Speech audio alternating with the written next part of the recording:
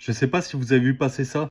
Le maire de Chalonnes-sur-Loire, dans le Maine-et-Loire, a été condamné jeudi 16 juillet à 3 ans de prison, dont 6 mois ferme, assorti d'un mandat de dépôt pour détention et diffusion d'images pédopornographiques. Le tribunal a également ordonné un suivi socio-judiciaire de 3 ans avec obligation de soins et l'inscription de l'édile de cette commune de près de 7000 habitants au fichier des auteurs d'infractions sexuelles. Donc après, le JAP, le juge d'application des peines, il peut encore décider par exemple d'aménager cette peine. Et donc selon le procureur d'Angers, les faits sont étalés de janvier 2024 jusqu'à l'arrestation du maire de 63 ans mardi. Et ils disent qu'il a consulté jusqu'à la veille de son interpellation. Ces consultations étaient quotidiennes.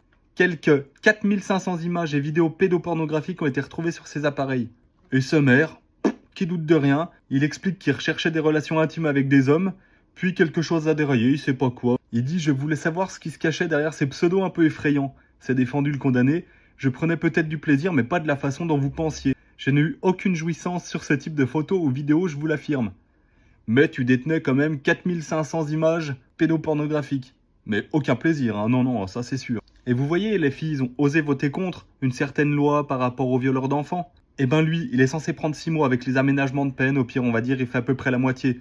Dans 3-4 mois il est sorti. Vous croyez qu'il va faire quoi ce mec? Il faut le maintenir en détention toute sa vie? Parce qu'on n'a pas d'autres moyens en France, on peut pas faire autre chose.